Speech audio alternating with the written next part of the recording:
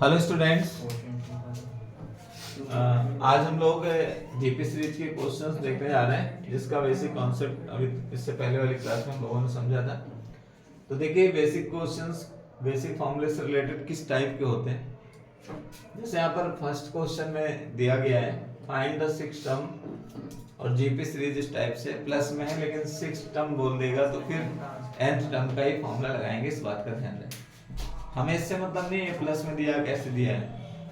अगर यहाँ टीएस लगा है तो nth टर्म का फॉर्मूला लगेगा, अगर यहाँ टीएस ना लगता सम ऑफ बोलता तो फिर एसएन वाला फॉर्मूला लगता। अब देखिए सबसे पहले इस सीरीज से दो चीजें निकालनी है।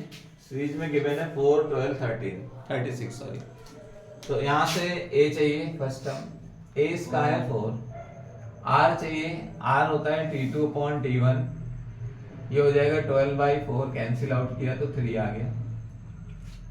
और अगर और देखना है कि 3 आएगा कि नहीं आएगा तो इसको ऐसे कर लेंगे 36/12, फिर भी 3 आ गया।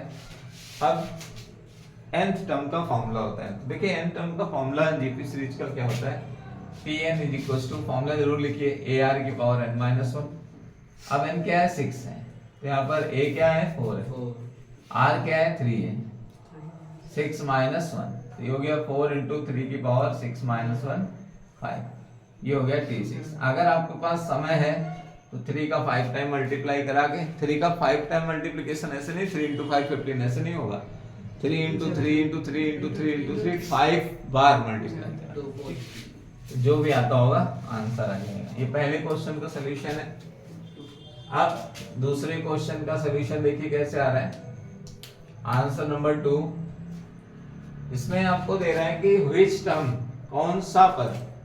ऐसे केस में ये जो लास्ट वाला होता है ना, ये लास्ट टर्म होता है, ठीक है। अब इसका ए क्या है 2 है। अब इसका r मालूम करें तो r ऐसे है 2√2/2 से 2 कैंसिल किया आ जाएगा √2। आपको r मिल रहा है √2 और a मिल रहा है 2। l आपका गिवन है l = 64। तो यहाँ पर कैलकुलेट क्या करना है, व्हिच मतलब कौन सा, यानी n निकालना है, ठीक है। जब भी क्या व्हिच टर्म तो समझ जाइए n कैलकुलेट करने की बात हो गई। तो अब यहाँ पर फॉर्मूला बना Tn ar n-1, लेकिन ये लास्ट टर्म होने की वजह से इसको l कहेंगे। l आपका गिवन है 64, a आपका कितना है 2, r आपका कितना है √2 n-1। अब हम लोगों ने क्या किया 2 से इसको कैंसिल कर लिया, ये हो गया 32। तो 32 = अब 2 √2 है, √2 को 1/2 तो n-1/2 ऐसे कर लेंगे, ठीक है।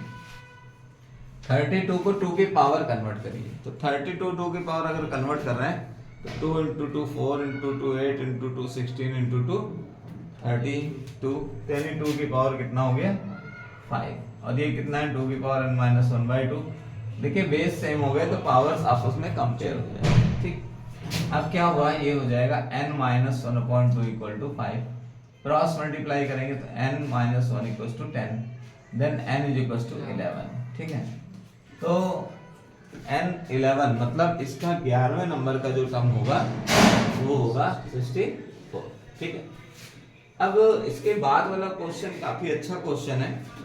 इसमें हम लोगों को ध्यान ही रखना है, इसमें बोल रहा है first term of GP is 50। तो फर्स्ट टर्म जीपी का ए होता है, ध्यान रखिएगा।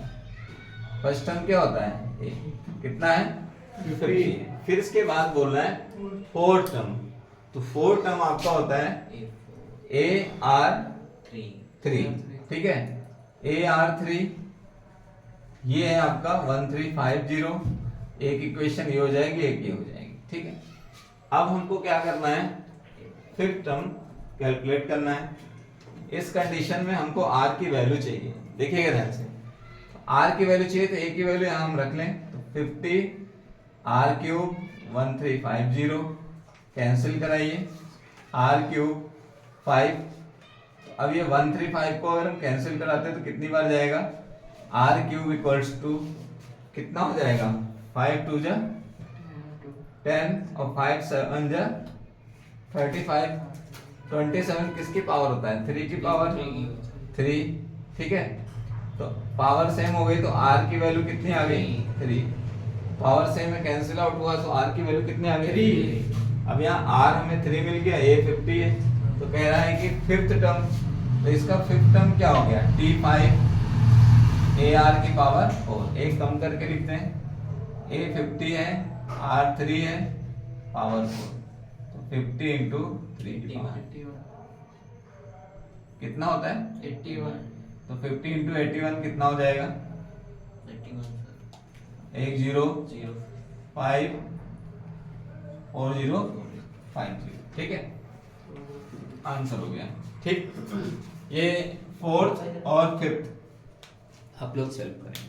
ठीक, तो प्यारे बच्चों आप सब लोगों को समझ में आया होगा सर। आगे इसी टाइप के क्वेश्चंस आपको वीडियो के माध्यम से मिलते रहेंगे। धन्यवाद।